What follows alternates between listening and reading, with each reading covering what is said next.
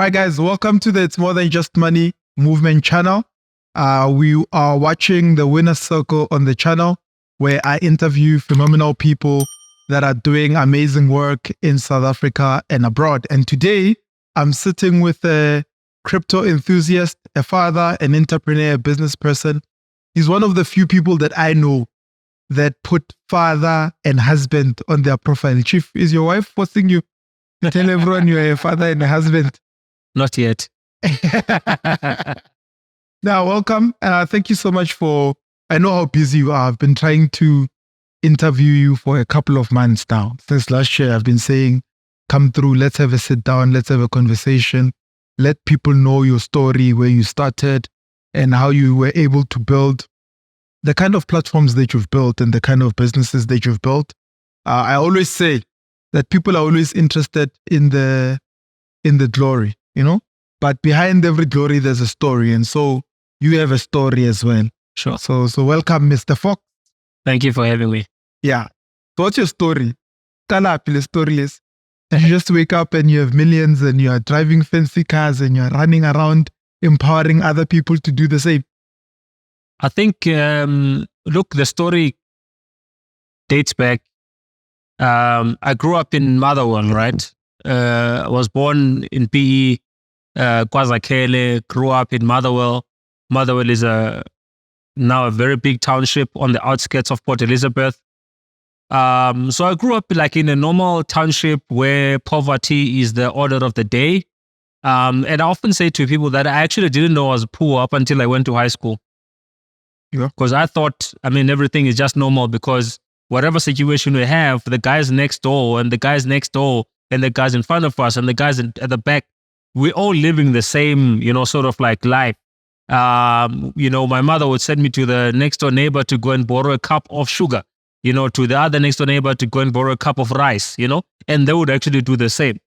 One day I would be sent to go and borrow bus fare, for my mom, and they will also do the same. So it's sort of like normal, because, all the people there were either, the mothers were domestic workers, the fathers were either blue collar workers or they were busy fixing cars in their yards or something like that, So that's the environment I actually grew up where I thought this is life. Mm-hmm. So, and the situation changed.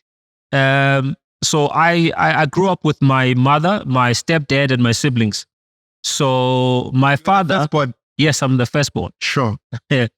So my biological father, who I was not staying with, wanted to take me to a multiracial school. After I finished standard 5, right? You guys had a relationship? Not really, somewhat, Sure. So he wanted to take me to a multiracial school. And this was after 94, everything is now open and stuff like that. So I'm sure everyone who was working and was sort of like, anyone there, was doing the same for their kids. So this guy, he wanted to take me to a multiracial school. And my mother, in her wisdom, knew that the man could not be trusted. So she had to look for one that was low entry. So that if this guy reneges on his promise to actually pay for my transport and for everything that related to that, she'll be able to take over, And the last thing he did was to actually just pay for the school fees. It was not much. It was a school uniform, And I think maybe the transport money for the first maybe month or so. And then after that, the guy went AWOL. So my mother then had to take over. So it was when I went to that particular high school that I knew actually I was poor. Because there it was not really one of the top, high schools, but, it was a multiracial school where we had coloreds, we had Indians. It was a predominantly Indian school in an Indian suburb, but there were coloreds, there were blacks and so forth. So when we got there, one of the guys I was in school with, his uncle was Lonwabo. Lonwabo was a former mayor of Port Elizabeth. One of my classmates, her dad was a doctor, and her mother was a magistrate. You can imagine, my mother is a domestic worker, Sure. So we had all these setups where, the who's and who you could see, okay, these ones come from a poor background and these ones come from a a little bit more privileged background. So that's when I knew I was poor.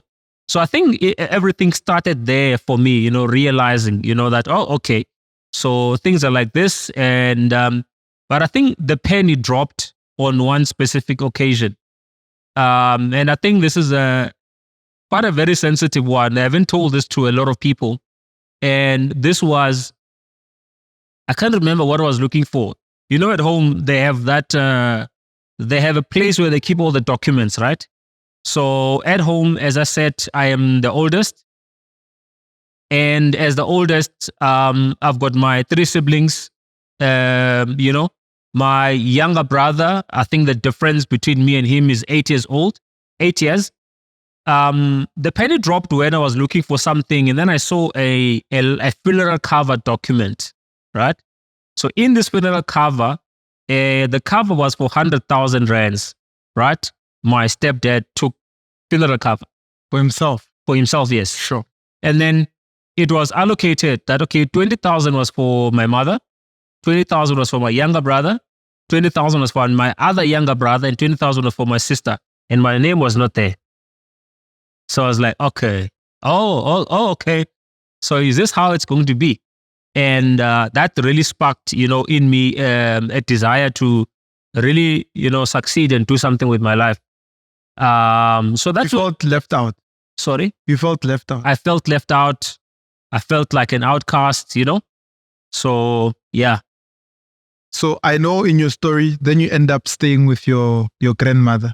Yes. And people don't actually know this about your story. The fact that you stayed with your grand and then you ended up being an alcoholic of some sort. So and I say this because, you know, when people see people like you now, they forget that there were steps that were taken, right? And I want you to just get into that because you tell it and narrate it so well, and then we'll get into the kinds of work that you've done over the years. Sure. I think, you know, I once said to someone, I said, if you have a boy child and they happen to be growing in the township, pray without ceasing. Never stop praying. Because the things that boy children go through in the township, it's horrendous, right? I'll give you an example.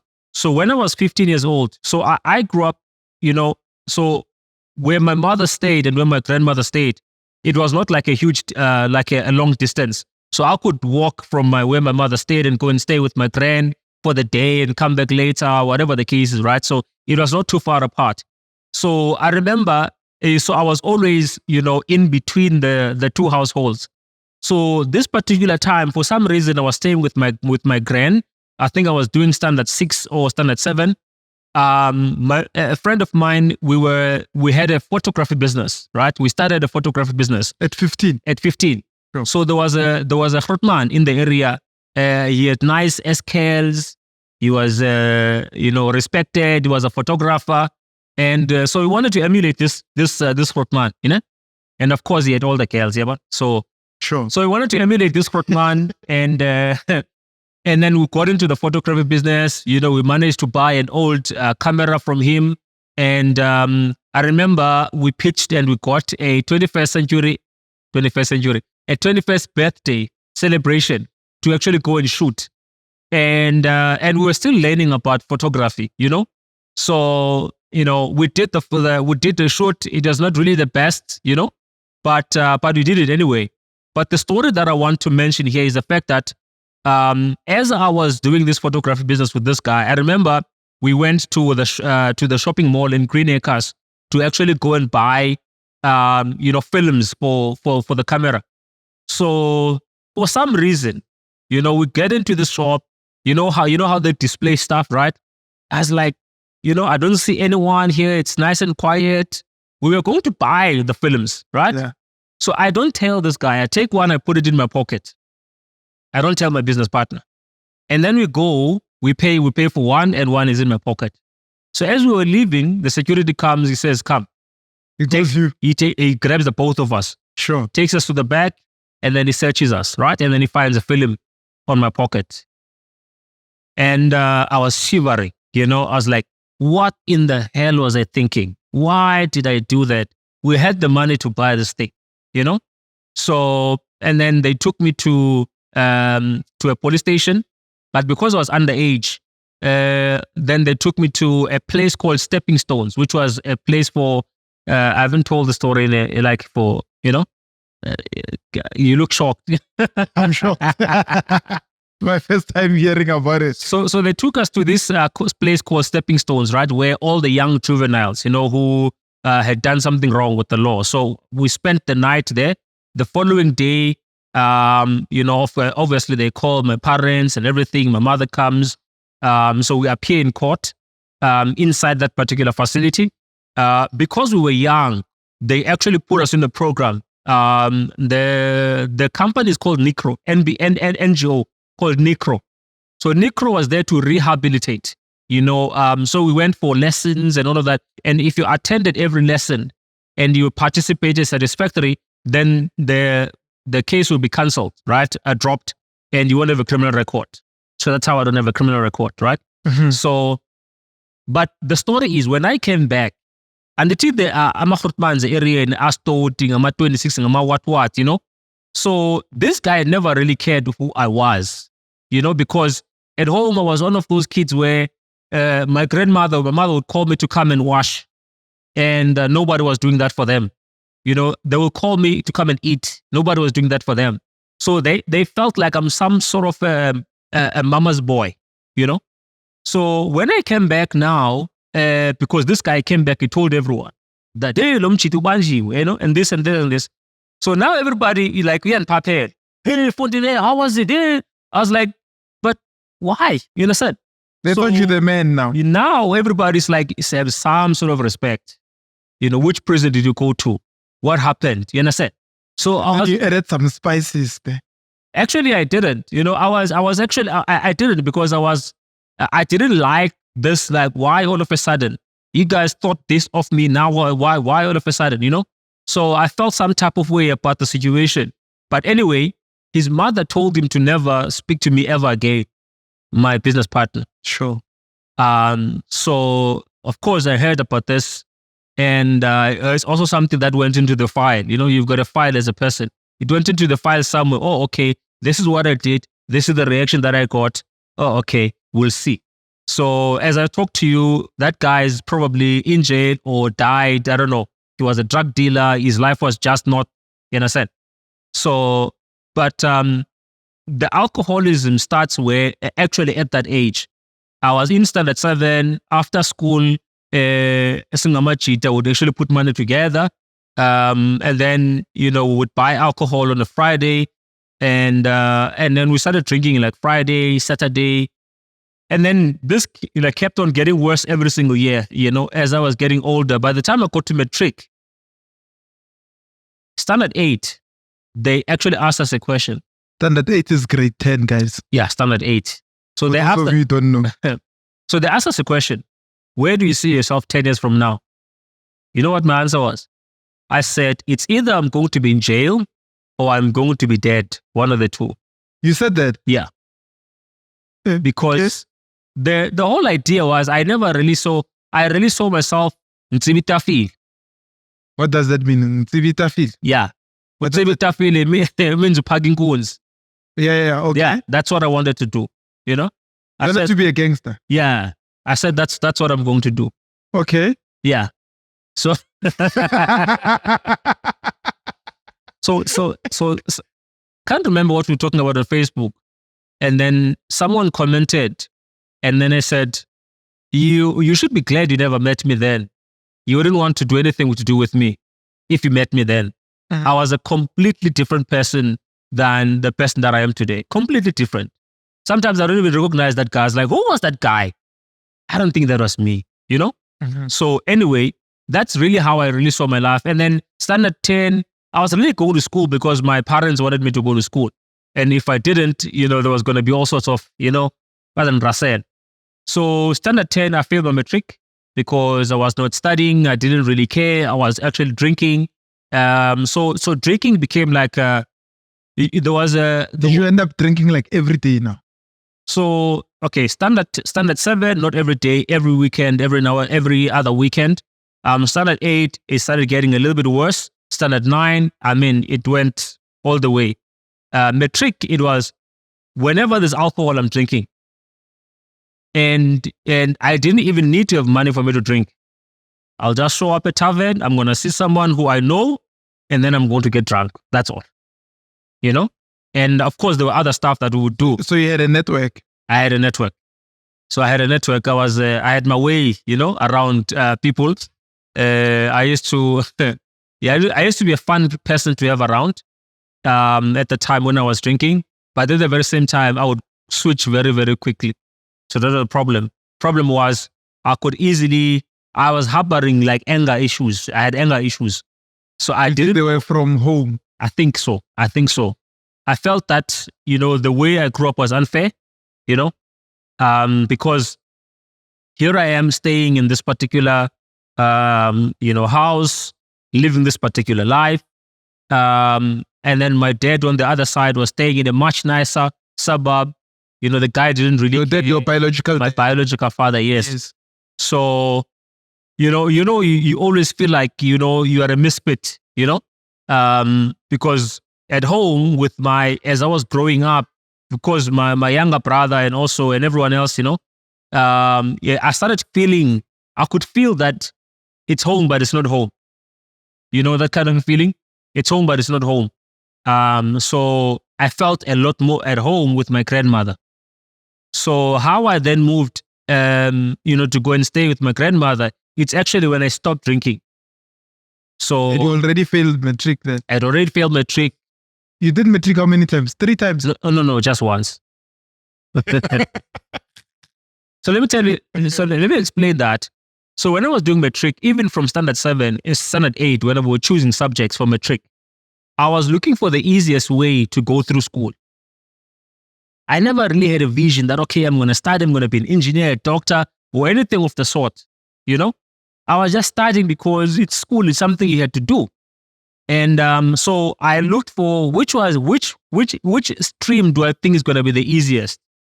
So there was the least popular stream where I did biology, I did geography, I did home economics, like we cooked, and then we did typing. You did biology, typing, geography, home economics. Man, you were messed up. What kind of subject? English and Afrikaans. So I don't know why that school actually had that combination, but it had that combination, right? So, and then I did that. Even when I was doing matric, I never studied. So out of the 6 subjects I did, I actually passed 4, but the 4th one I passed like very, very weak. And then the 2 I failed like outright, without even touching my books, you know? So you can imagine if I did study, you know? So I didn't fail because I was stupid. I failed because I didn't care. I had no sense of direction. So when did you start caring? You know, because the reason I asked this question, you said if somebody had met you back then, they would have met a completely different person. So at what point did the turning point come where now you were saying, I'm turning over a new leaf and becoming a different person, and I'm intentionally now building my life to the point where you are now? Okay. So after having failed my matric, right, I realized that all the guys I was with in class were up to no good. Everybody had gone their separate ways. Now I'm on my own. Where did they go? Did they pass? No, most of them. Some of them failed, right? Some passed. Most of them failed. And then they were going their separate ways, right? So now I'm all alone. Now I have to face my life. I was filled with regret because I was actually at the time that school was one of the best, you know? I was like, you know, I wasted my time. There's a lot I could have done in that particular school, you know? I mean, all this money, you know, all it is sacrificing for me to actually go to school. Let me tell you the depth of the sacrifice. So my stepdad used to have what we call Uchigeleza. I'm not sure what you guys call it here in Joburg. Did it take Uchigeleza? It's like the small car that you use as a taxi. Oh yeah, we have them in Ivory Park. They have. What do they call? And in Davidton.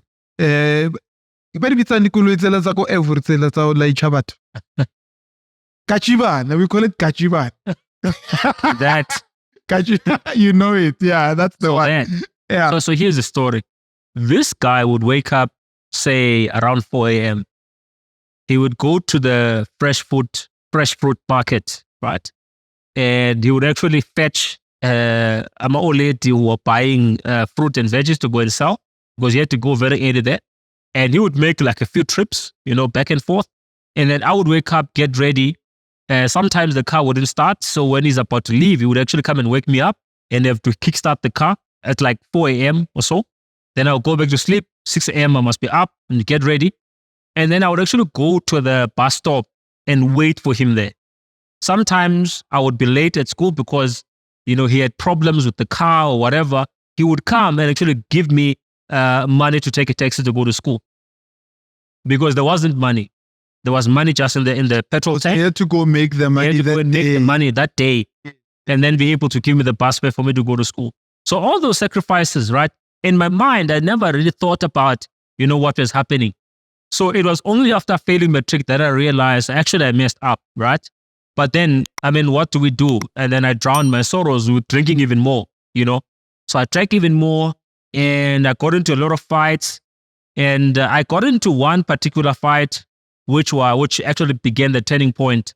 In this particular fight, I fought with the guy who didn't care about life just like I did. And I knew the only way our fight would end is if one of us dies. That was the only way. So, and then, after that, because we had a fight and... Who started the fight? You did? Okay, so here's the thing. I'm Xhosa, right? Yeah. So as Xhosa, at 18, we go to the mountain. Initiation school. Yeah. Yeah. So when you come back, even if you're my age, we're not the same. I'm a small boy. I'm a nkwe. Yes. Yeah. What? So who was So who was a nkwe? Were you so I went there first, right? Sure. So when I came back, so this guy was sort of like disrespecting. Yeah, but you. Yeah. And you're the new hot man. Yeah, and that's where the fight broke up. Yeah, but right. Because you can't let disrespect take its course, because then it's gonna grow. You need to deal with it there and then. Sure. So I had to deal with the situation there and then. And it was so bad. The guy almost died. That's how bad the situation was.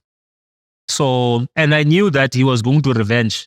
So I was like, you know what? Let him find me sober, not drunk. So I wouldn't even go to the toilet without carrying a knife. That's how bad my life was. Anywhere I went, even if I was sleeping and any old lady says, can you go and buy us bread? Even if I was wearing short, I'll need to go and wear a jean and make sure that I've got a knife in the pocket. Then I can go. Okapi, yes. Okapi or Krista. Yeah, man. So yeah. That's how bad life was. So then I stopped drinking because I was like, I knew where this was going. You had to be sober so that it doesn't find you lashing. Yeah. So, and then he was also healing and going through, this thing was so big that even Amakrutmanas area had to get involved and try to make peace between the two of us. But I knew Uguti, he was not going to let it go. He was just going to wait for the right moment, right? So that's why I stopped drinking. So I think 2 or 3 months down the line, there was a 10th crusade, NJ Setole. NJ Setole came with the 10th crusade, and this was like... The pastor. Yeah. Evangelist. Yeah. Yeah. He was called Evangelist NJ Setole. So he came. I grew up in church, right? My mother used to still goes to Assemblies of God. Whenever I wanted new techies, I would go to church so I can appease her. So I grew up in church, right? So that's how I grew up. So, and then my mother said, there's actually this gentleman there. Don't you want to go? And, I was like, what the hell? Let me go. So I went there. To the tent. Sure. And went there quite nice and early. My first surprise that really got me was, as I got into the tent, there was this lady that gave me a welcome hug. I was like, yo, I'm not enjoying hug, yeah. So, but yeah. So I was like, I think I'm going to enjoy this place. So I went in, just a thought. And was it an usher or an usher? An usher. So this guy preaches sermon, Hebrews chapter 2, verse 3. How shall we escape if we neglect so great a salvation? I was like, yo. Okay, that day I went to the altar crying. Yes. Yeah, well. So I gave my life to the Lord. and I kept on going every other day ever since. Now, one of the days, as I was going to the tent crusade every single day, every day I got convicted that I need to change this life, you know? Now, even when I go to the tent in Pettigon in Bogotwe, You went to church with a knife? yeah, Oh, just in case, yeah. You were born again, but not Yeah. full. So, but as I was going to church, I started taking chances and leaving the knife as I was going to church. So then what happened was, one of the days, I was sleeping, Bobosin Lam at the back, police You came were sleeping where? in my shack at the back. Your shack. Oh, you had a shack at the back. Yeah, I had a shack at the back. It's called Bobos. Bobos, yeah. Okay. So police came and they were looking. I thought for me. it's Ichochombe. Yeah, it's one of the same thing. Chechombe, Bobosi, there's many names. Sure. Okay. So at Cape Town, they call it Ioki. Yeah.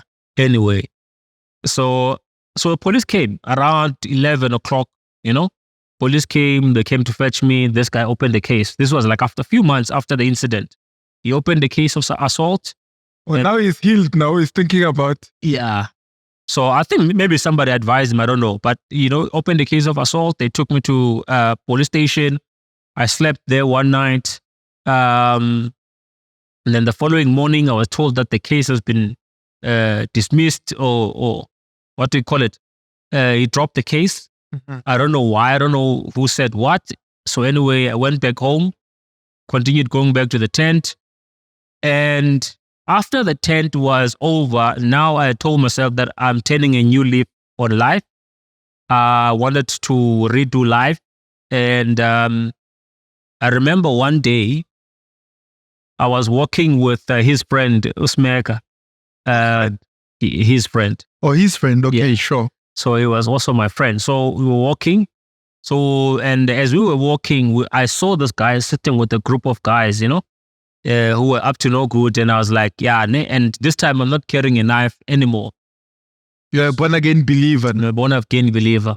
Mm. So this guy came to me and he says, Hotman, do you see what you did? I was like, no, I was drunk. I skis, I didn't mean to. He says, do you see that I'm going to be a Scarface for life? I said, no, I'm a skis. I don't know what to say. Yeah, well. So I could, and then his hand went into the pocket. In fact, the whole time we were talking, his hand is in the pocket. So I could hear the knife opening.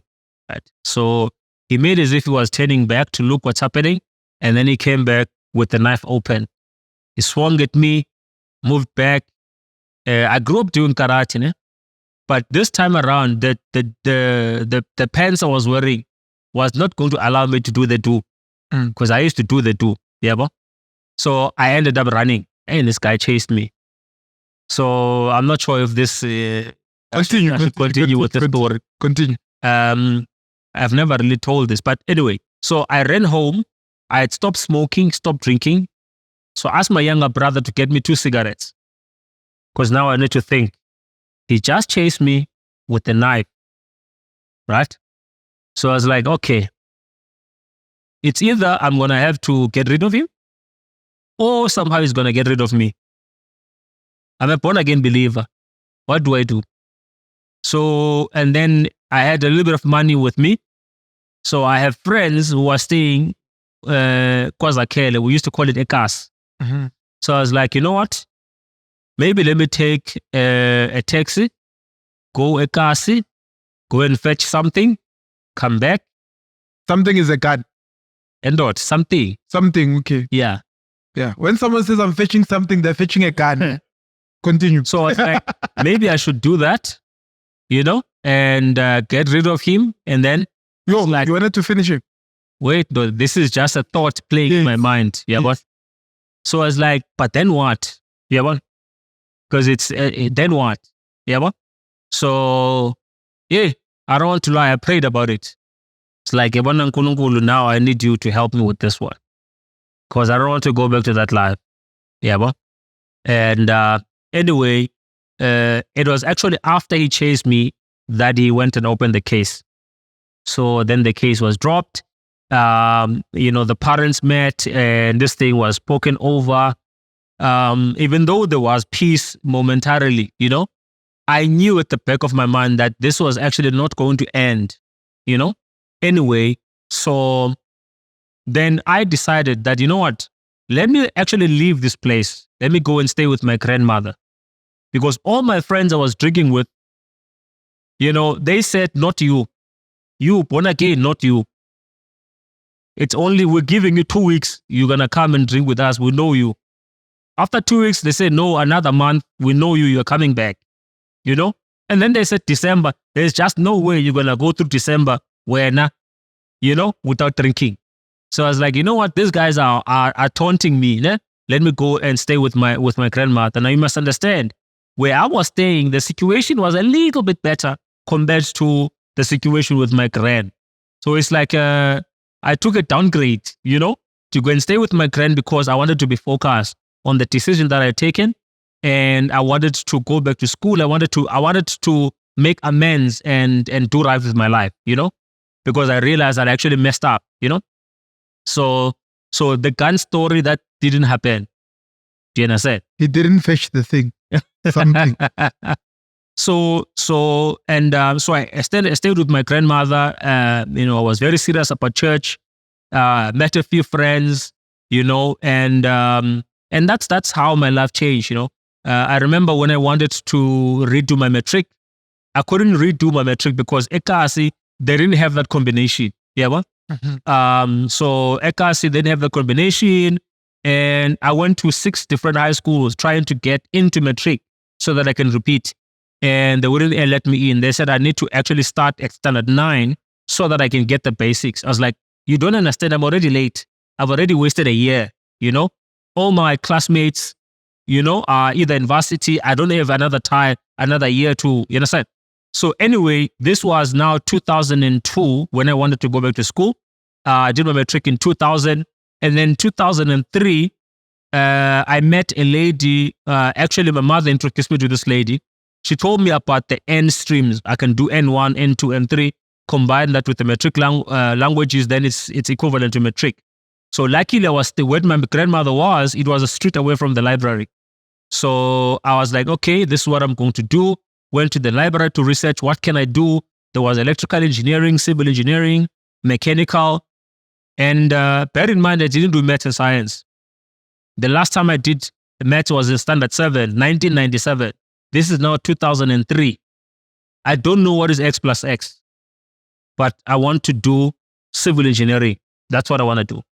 So what do I do? From cooking to civil engineering? Yeah. Because you're doing home economics, you were sewing and cooking. And so this is what I saw. As I was going to the library, I would look at the newspapers, right? Mm. So I saw a job advert of someone who's a quantity surveyor. So I saw the annual salary was 480,000 rands. I was like, this. In those days, that was a lot of money. I was like, I want to do this, Took a calculator, I was like, yo, this is a lot of money. I want to do this quantity surveying store. So how do I get there? Then I research, okay, if I do N1 building and civil, N2, N3, then I go and do first year, second year, third year, then I do my BTech, I can eventually qualify as a quantity surveyor. So I was like, okay, this is the stream that I'm going to take. Now, I had to then teach myself maths. What is X plus X? So I went to standard 6 textbook on my own, and I started practicing. And then I went to, with the N1s, there was what they call N1 orientation. Mm-hmm. It's for guys where it's only standard 6, but wanted to get into a technical college. So I took those books and I started practicing and practicing and practicing. By the time I knew that I didn't have money. I needed to get a bursar. The only way to get a bursar is if you get good grades. So when I went and I did my N1, I passed with flying colors. In fact, in N1, in mathematics, I was helping guys who was doing matric the previous year. Maths. Yeah. So I did N1, N2, N3. Then after that, I went and did my diploma. But one thing led to another after that. I'm not sure if I went on a tangent here, but then you started working after qualifying. So after qualifying, were you now a QS or you just did construction and civil? So for you to be a QS, you needed to do a national. There were 2 streams, right? You either do a national diploma, then after national diploma you do a BTech. Then after BTech you can then go and do the internship. So after diploma, actually, when I was doing my diploma, my last year, I was like, the first thing that I want to do as soon as I start working, because I always felt Uguti, I don't belong anywhere. I wanted to start my own family. That was the first thing I wanted.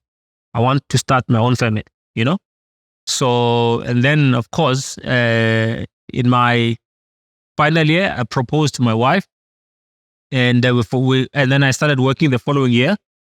And then a year later, we got married. I got married 2010 on the 13th of February. I started working in 2009 in January. Sure. And then the first thing I did, was to fix my grandmother's home a little bit, just to make it look presentable, and then started working towards getting married. And so that's what I did. And then after... do you feel like you are now more intentional with your life? Very intentional. In fact, even when it started with when I was preparing to do the N1, the odds I faced were immense. Even my mother wanted me to actually just get a job.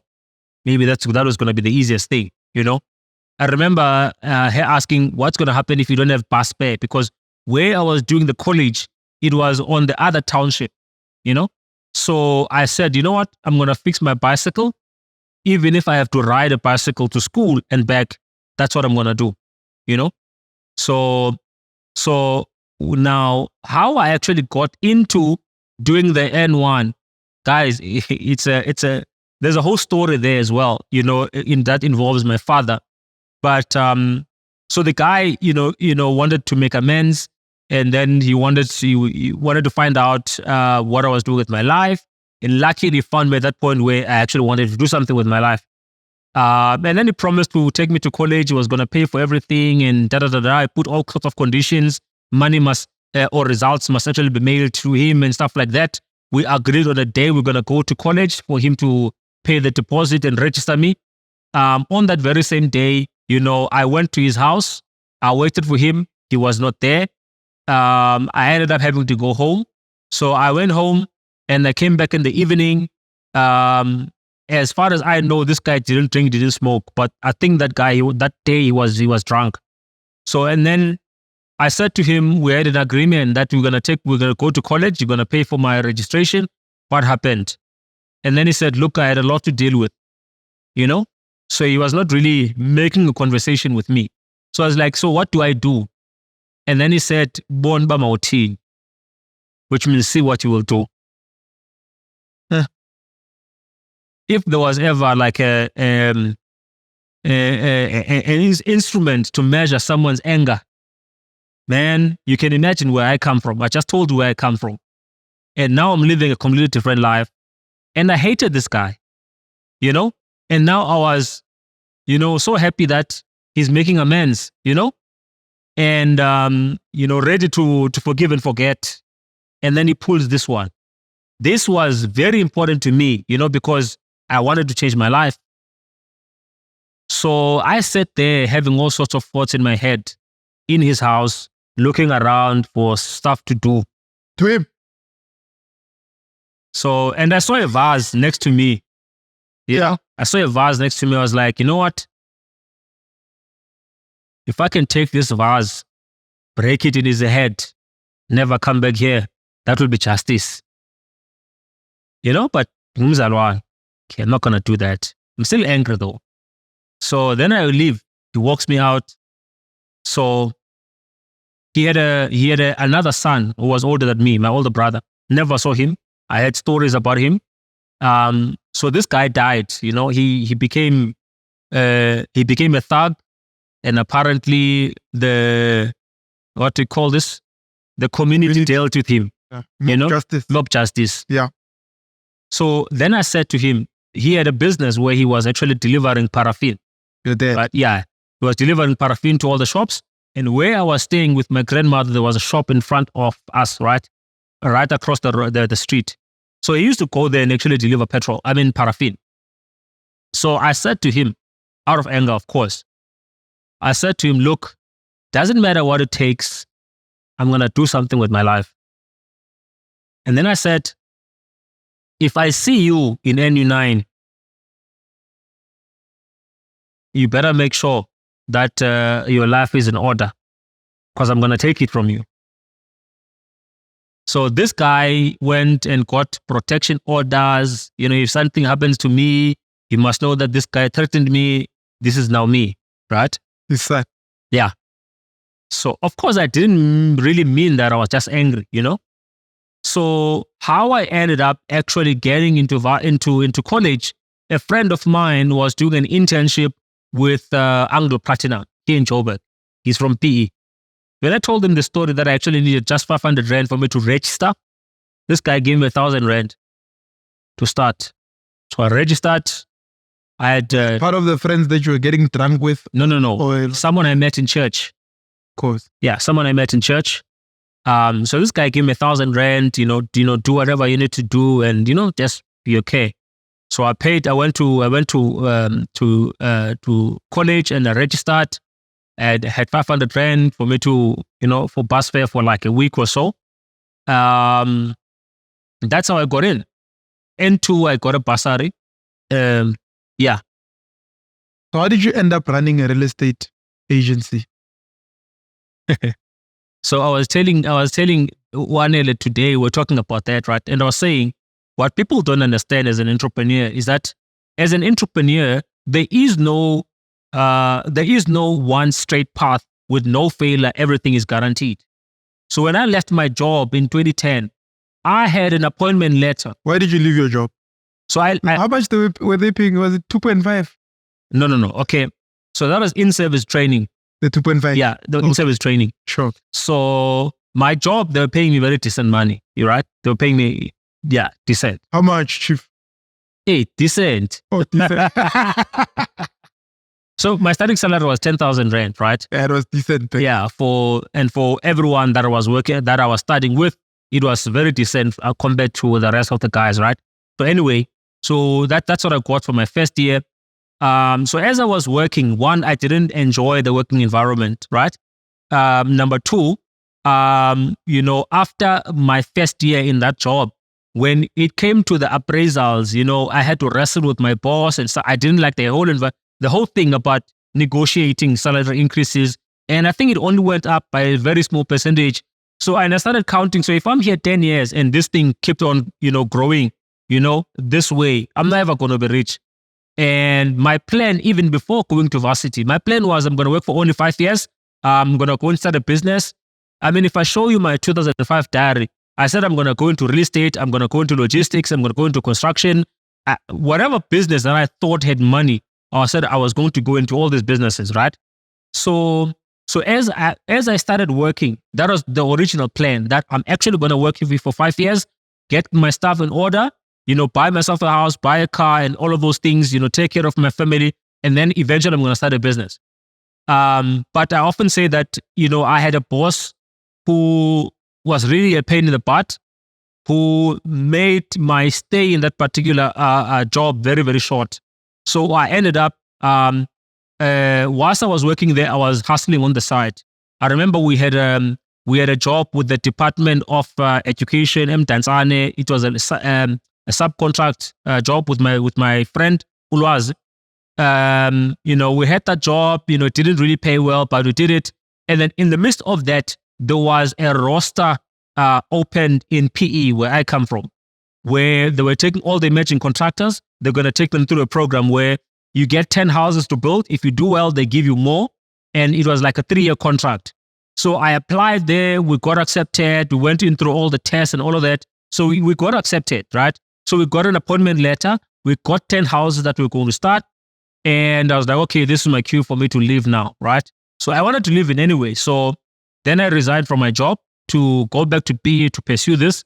As I went into PE, we were told that actually there was a toy. There was hundreds of other contractors who felt that they should be included into the roster, And the whole thing had to start from scratch. I was like, no, Chief, I don't have the time for this now. So then I looked. You already quit your job. I already quit my job. So I was like, okay, what do I do? Then I looked for a labor-only subcontract business where I found guys who were plasterers and builders. So went to the site, so we were building houses. It was crazy because I was taking only 10% of the invoice. So if we invoice 100,000, I'll probably take like 10,000 rands, because the rest of the money went to the team. And I had overheads. They didn't have overheads. So I did that for a couple of months. Then I was like, this is also not working. What do I do? Then I remember a friend of mine, Colin, is really more like a mentor. Colin was into real estate. He's always been saying to me, come to real estate, come to real estate. And then I went to do real estate. He introduced me to a lady called Kobe Portclitter, who owned a Remax franchise. So I went into Remax and then I started selling. There was a term, I'm not sure if I remember the term. They used to call this term black diamonds. Yeah, I remember, yeah. All the black people that come from the township that do well were called diamonds. Yeah. Because they're shiny. We were called black diamonds, all the qualifying, what. And maybe that's where the black card comes from. They give you a black card because you're a black diamond. Yeah, as this lady said, we're actually looking for black diamonds. And I remember not knowing how to feel about this term. Like, was the white person saying. Yeah, like, what do you mean black diamonds? But okay, it is what it is. So I started selling. So this is what I did. I took all my friends, I bought the SMS bundles, and I SMS all my friends. I said, guys, if you know anyone who wants to buy, sell property, I've partnered with this particular company, Remax. And then MZ was the first one to actually give me the first lead. He said, actually, so-and-so wants to sell a house. And then I reached out to so-and-so, happened to be someone that I know as well, but I didn't know that they wanted to sell a house. Reached out, and that's how I got my first listing, Eventually sold the house a couple of months later. But that's what, got me into the paper as someone who's selling a house. And 8 months down the line, I saw that I was actually making a lot of money for these white guys. So, and then I started scratching around, what can I do? How can I start my own business? Then I saw the Russian franchise, made an appointment with the guys. They came to PE, I loved the concept. I ended up buying the franchise. So 2011, on the 1st of September, I opened my own real estate business. Running that particular franchise. Now, here's an interesting thing. There was a white Afrikaner lawyer, and I'm saying Afrikaner intentional. This white guy, his name is Monet. Monet. Let's end it there. So I was supporting him whilst I was working for this particular, agency. Then I conveyance. As a conveyancer, yes. Yeah. So I went to him. I said, look, this is the deal that I got. I don't have the money to restart this business, but I need your help. I said, if you can borrow me 10,000 rand every single month, actually 13,000 rand every single month for the next 6 months, and then, I will support you, then I can pay you back with interest and whatever. And then this guy said, how much do you need? I said, I worked at my cost, it was like 13,000 rand. And then he said, look, I will give you 10,000 rand, but it's not going to be a loan. I'm giving it to you. You don't have to pay me back. For the next 6 months, every month end, I'm going to give you 10,000 rand. Don't pay me back, just support me.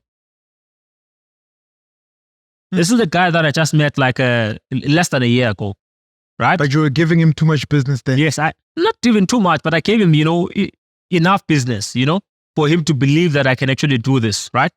So he took a leap of faith in me, and I was like, I needed to repay this guy, not with money, but of course by supporting him. My first month in real estate, I sold 10 houses, and of course all those 10 houses went to him, Many years later, even right now, if I need to do any real estate transaction, he's the first one I go to. So I still owe him gratitude for what he did, wow. Those years ago. Sure. So he's made that 60,000 rand many times over from my deals, I did a development in PE. He was the one doing it. I mean, he became more than just a conveyancer. He became more like a friend. Became what? More than just a friend. A friend. Yeah. Yeah.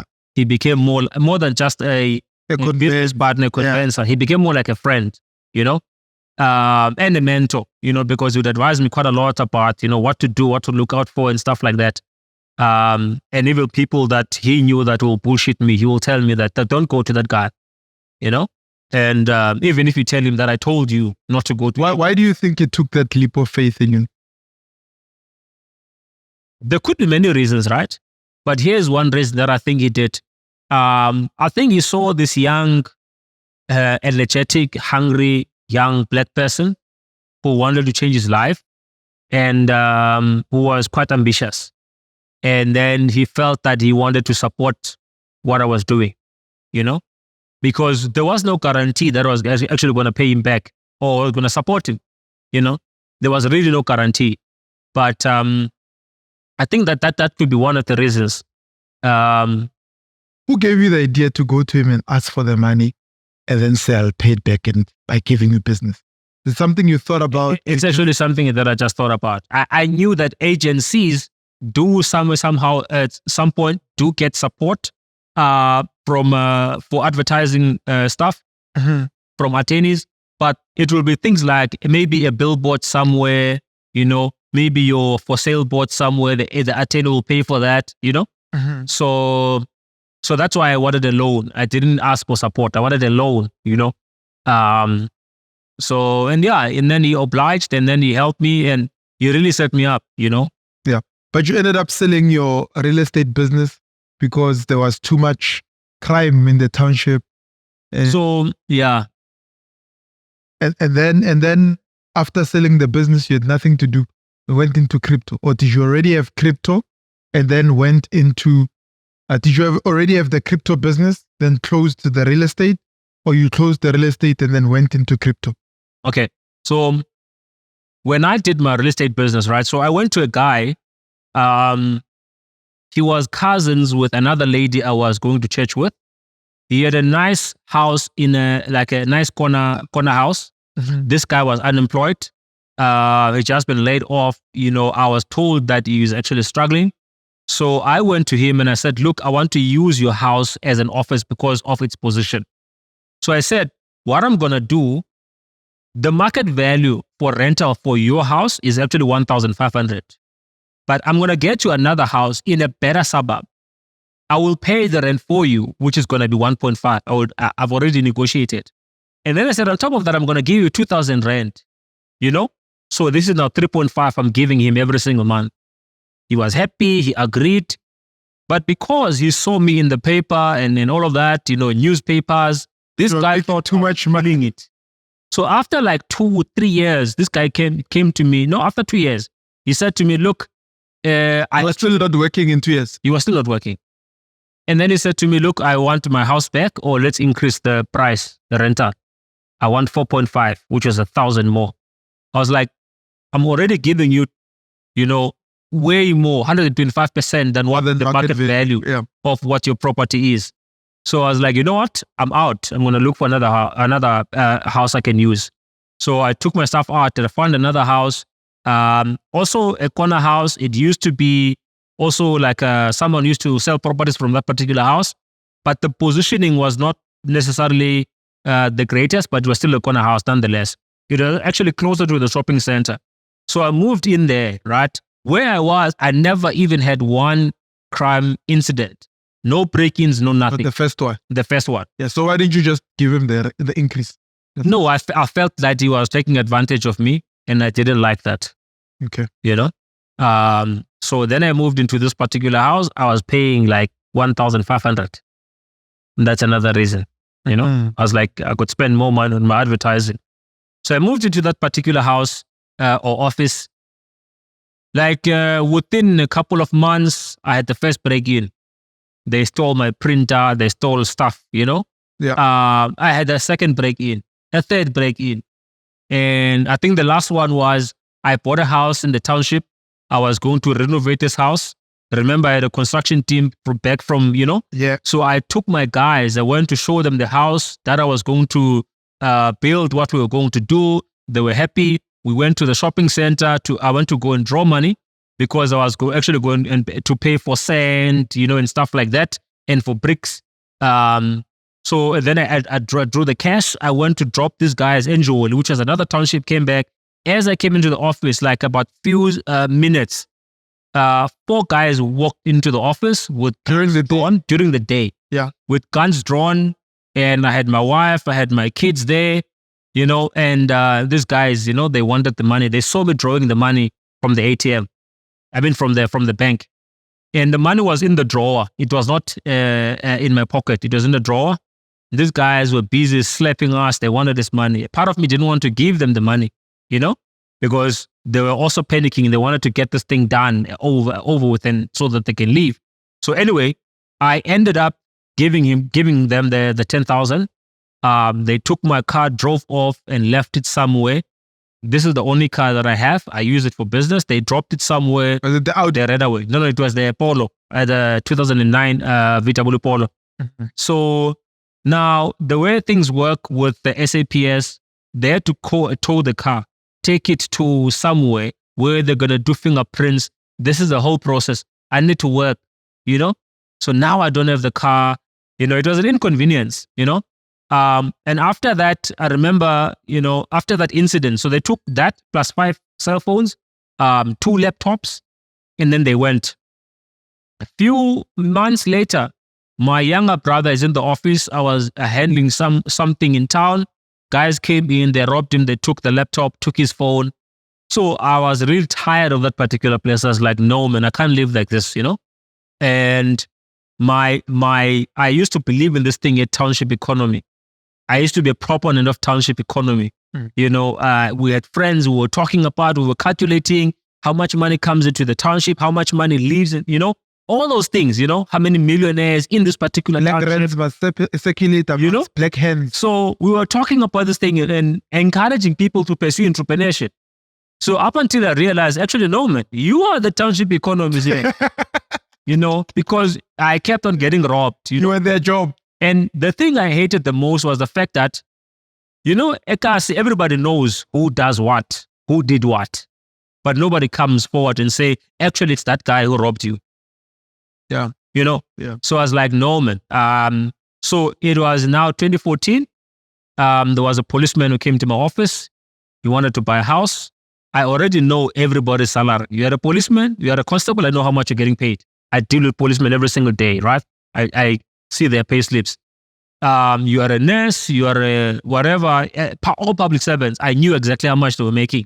This guy wanted a house that was 2 times what he was qualifying for, what I know him to qualify for as a policeman. So I was like, I thought he's either playing with me or, so, but then he showed me his good news.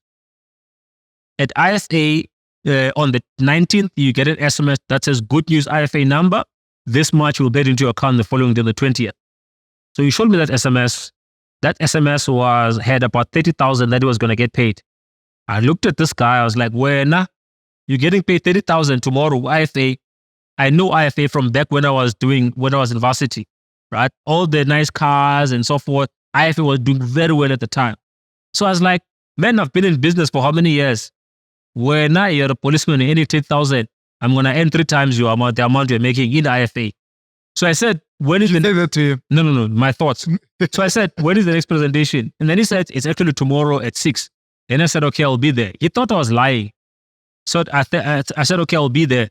I already understand network marketing because in 2001, when I went to that 10th crusade, NJ told us about IFA. He didn't just give us Jesus. He actually told us that you need to make money. He showed us the IFA business model. When at that time you took Jesus and left the man. I didn't have the means to actually get involved. I wanted to. In network marketing at the time. I didn't have the means. I didn't have a bank account. There was a fee you had to pay to join, right? Yeah, you had to buy a policy for you to get involved. Sure. So, and also I wanted to go to school. I didn't want to entertain anything else. So then I got involved. So I on the day of the presentation, I phoned everyone. I probably phoned him as well. I phoned everyone. I said, guys, do you want to make money? People know me. I'm an entrepreneur and stuff.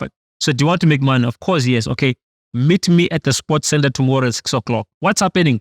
I don't have the time to get into that right now. If you are serious about money, I'll see you at the sports center. My first time attending that presentation, I had over 10 people rock up. Your people? Yeah. I've not even joined yet. Yeah. So as they were presenting, there was a guy called Segal, Mr. Galaza. He got to a place where he showed how to get to 30,000 rand. Because I had already brought people, so I lifted up my hand. Normally, they only ask questions after the presentation. So I lifted up my hands and then I said, I've got a question. He said, no. I said, I've got a question. And then I said, okay, what's your question? I said, where do I sign up? I already got what I came here for. You know why I did? You wanted the 30K from the Yeah, the police I wanted to know how he got to 30K. Sure. Once I saw the compensation plan, I was like, okay, I'm going to do this, right? So, but the reason why I did that publicly, I wanted to set the pace for all the guys I invited that I'm joining. If I'm joining, you must join as well. You know? Mzi join next. So he joined just to support me. I don't even think he signed one person. So I joined, a few people joined, and I did that business from 2014 until 2015. I became a presenter. I was not making money. You know how much I made? The highest I've made in IFA? 5,500. The policeman beat you. Yeah. So, you know, ego can be very interesting because I saw this guy and I prejudged him. I was like, I can do better than him. I went with him on the field. We went like to different towns. We went to, we always love public servants because then they can't reverse. It's a pesa. Yeah. So take it straight from the job. So we went to police stations. We would go one weekend, the two of us, to East London. When I come back, I've got like 12 forms signed. This guy's got like 40 forms. We went to the same places. What was he doing that you were not doing?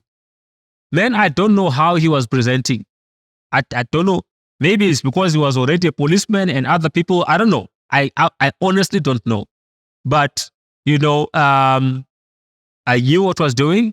You know, I knew what I was doing, but I was not getting the results. So sometimes you have to pay the school fees, right? Sure. So, and then he signed people.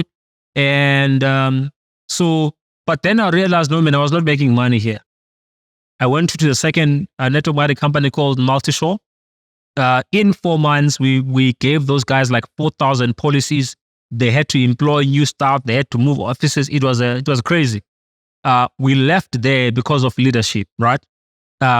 Anyway, so, and then it was in IFA that I met guys who were also entrepreneurs, you know, in network marketing, guys who were open-minded, not like the guys I was with in church, you know.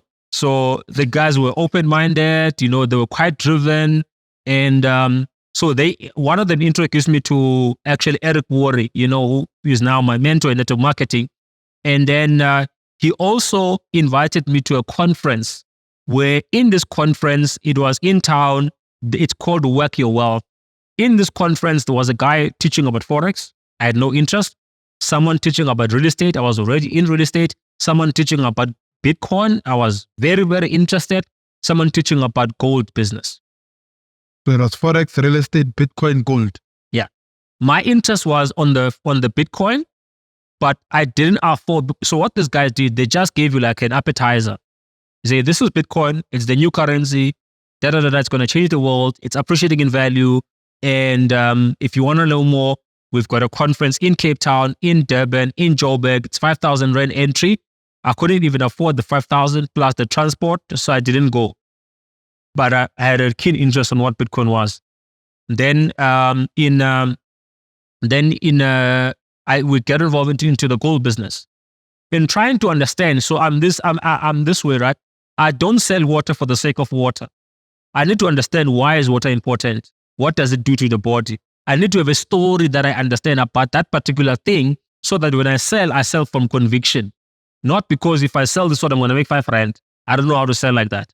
So I then started to study, why gold? Why do people invest in gold, right? Then I got to learn about fractional reserve banking system. I got to learn about how money actually gets created. It was a fascinating story.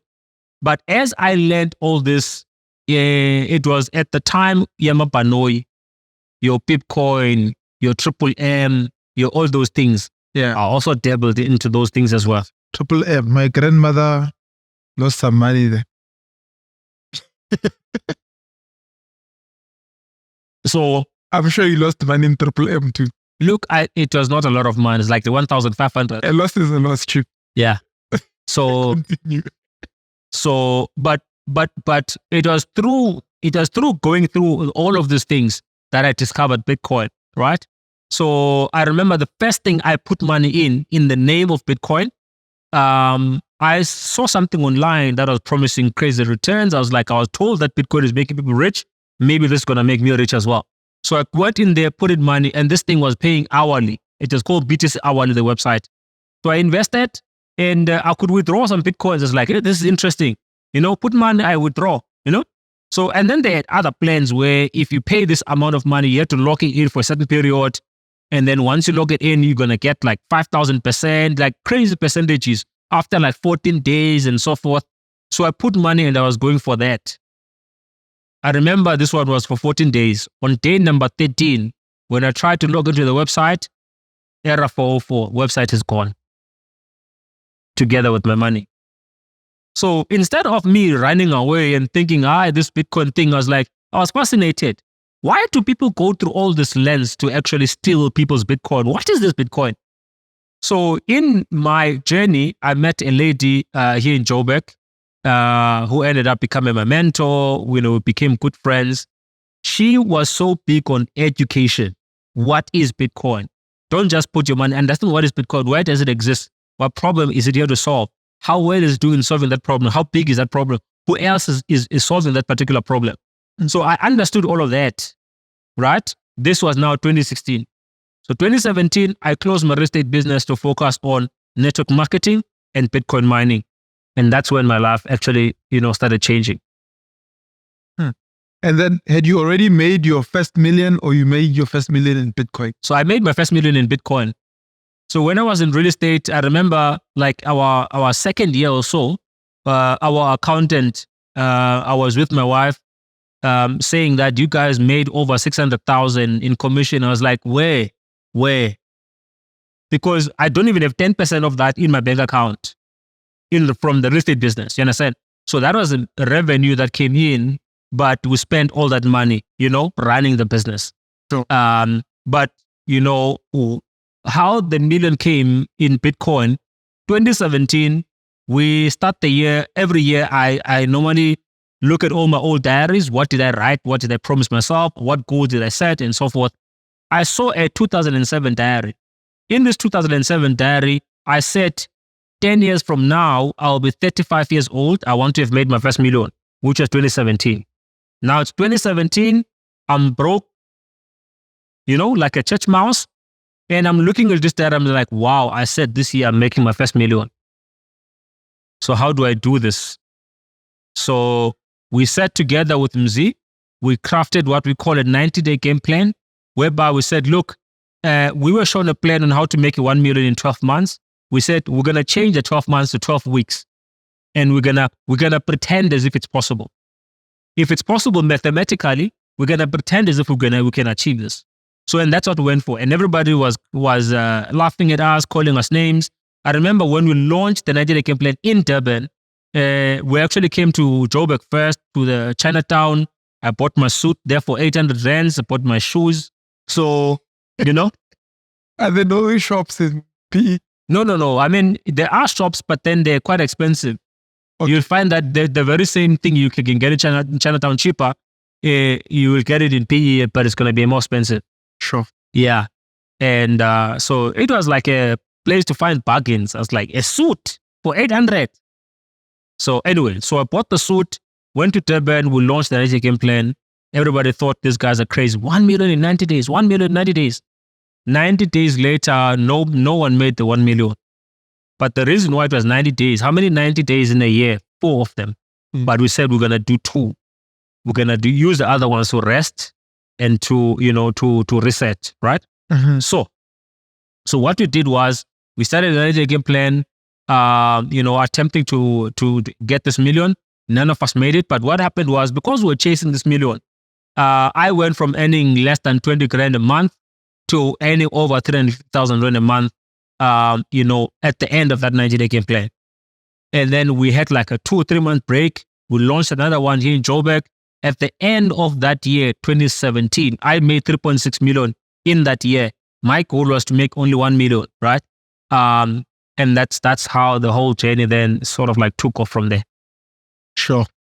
Amazing. So if there's a young person sitting at home listening to this now, and probably maybe they're discouraged and they want to give up, they're at the point where you were maybe in 2002, 2003, what kind of encouragement would you have for them?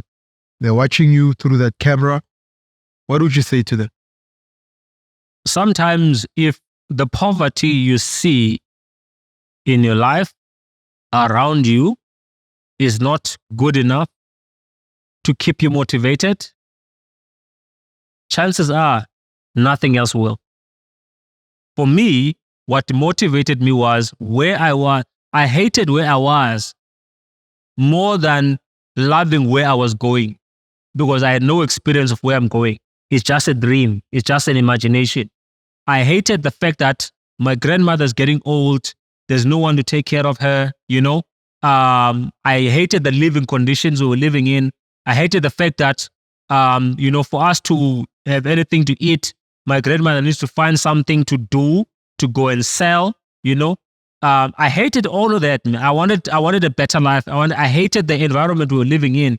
So for me, it doesn't really matter what kind of setback I encountered, but I hated where I was enough so that, I remain motivated. I could be discouraged today. The following morning, I look around, I'm like, I'm still here. Okay, let's go for it. So what the advice I would give is, find something that's bigger than you, that it's no one else is going to be able to solve it except you.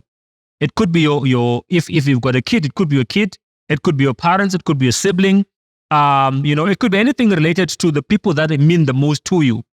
Those are the people you draw inspiration from. Even if you're not doing it for yourself, but you're doing it for them, you have to succeed for their sake, so that they can have a chance at a better life, So that's what I would say to a person, who's discouraged. And, we have got this saying in Xhosa, ethi umzingisi akanashwa, meaning he who persists does not run out of luck, loosely translated. If you are persistent enough, sooner or later, things are going to happen for you. So you just have to be persistent in whatever, you're pursuing. And one of the things about, if you're actually wanting to pursue entrepreneurship, understand that if you get onto your car and you turn on the lights, you're driving to Cape Town, you're not going to see from here to Cape Town. You're only, especially if it's at night, you're only going to see the first 45 meters. But for you to see further, you need to keep on moving. The further you move, the more you're going to see further. You understand? So wherever you are, keep on moving. If you have to make a detour, keep on moving. If you have to, relook at your strategy, just keep moving. That's the most important thing. Never stand still. Keep moving. Sure.